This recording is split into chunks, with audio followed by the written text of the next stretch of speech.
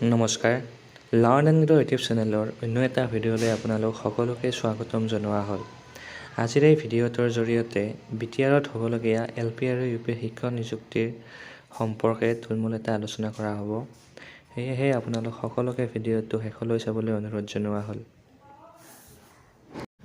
আপোনালোকে অৱগত প্ৰমোদ বৰা ছাৰে যোৱা কেইদিনমান আগতে ভালেকেইখন সভা সমিতিতে LP আৰু UPৰ পুনৰ এপইণ্টমেণ্ট হ'ব বুলি কৈছিল। বিটিআৰ অঞ্চলত 667টা পোষ্টৰ বিপৰীতে পুনৰ LP আৰু UP পদত নিযুক্তি হ'ব বুলি তেখেতে মন্তব্য আগবঢ়াইছিল।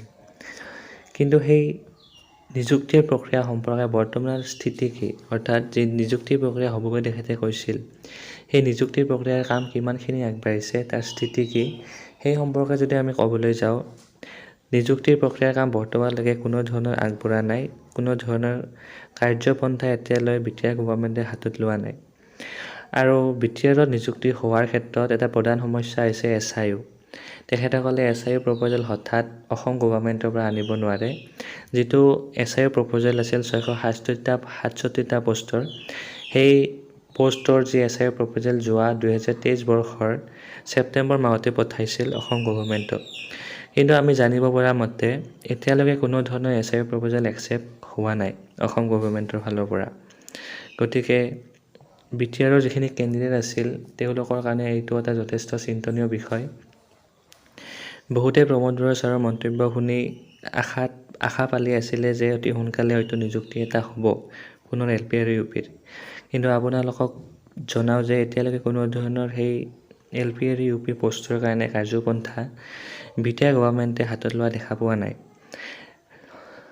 এই ক্ষেত্ৰত যেতিয়া বিটিআৰৰ ডিৰেক্টৰৰ লগতে এডুকেশ্যনৰ লগত জড়িত মানুহবিলাকক কুৱেশ্যন কৰা হৈছিল যে নিযুক্তিৰ প্ৰক্ৰিয়াটো সম্পৰ্কে, তেতিয়া তেখেতসকলে জনায় যে নিযুক্তি হ'ব, কিন্তু কেতিয়া হ'ব, কি হ'ব, কোনো ধৰণৰ কথা তেওঁলোকে আমাক নজনায়। তেওঁলোকৰ ফালৰ পৰা আপোনালোকে এটাই এনচাৰ পাব যে SIO হ'লে আমি লগে লগে এপইণ্টমেণ্ট দিম, লগে লগে নিযুক্তি দিম।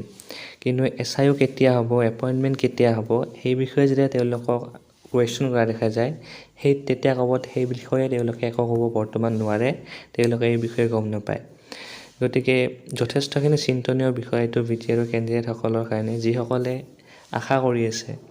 গতিকে এই ভিডিঅ'টোৰ মাধ্যমেৰে মই আপোনালোকক এটাই অনুৰোধ জনাম যে আপোনালোকে যেনেকৈ হ'লেও যেনেকৈ পাৰে সেনেকৈ বিটিআৰৰ চিফ প্ৰমোদ বড়ো ডাঙৰীয়াৰ লগতে বিটিআৰৰ ডিৰেক্টৰক লগ কৰিবলৈ চেষ্টা কৰিব, এই বিষয়ে অৱগত কৰাব, যাতে অতি সোনকালে এপইণ্টমেণ্টটো হয়।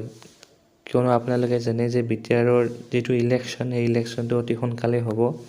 গতিকে ইলেকশ্যনৰ আগত যদি এইখিনি এপইণ্টমেণ্ট নহয়, পিছত আৰু বহুখিনি সময় ৰ'ব লাগিব। গতিকে আপোনালোকে যিমান পাৰে সিমান যেনেকৈ হ'লেও তেওঁলোকক লগ কৰাৰ চেষ্টা কৰক, তেওঁলোকক অৱগত কৰক আপোনালোকৰ সমস্যাখিনিৰ বিষয়ে। আৰু আপোনালোকৰ বহুতে কুৱেশ্যন কৰি আছিলে যে যিটো নতুন এডভাৰ্টাইজ, অৰ্থাৎ যিটো পষ্ট দিব, এপইণ্টমেণ্ট দিব 667টা পোষ্টৰ বিপৰীতে, এই পোষ্টৰ এডভাৰ্টাইজ হ'ব নে মেৰিট লিষ্ট হ'ব। আপোনালোকক মই জনাওঁ যে যিহেতু এইটো নতুন পষ্ট হ'ব, নতুন চেংচন হোৱা পষ্ট, গতিকে এডভাৰ্টাইজ হোৱা বেছি চান্স আছে।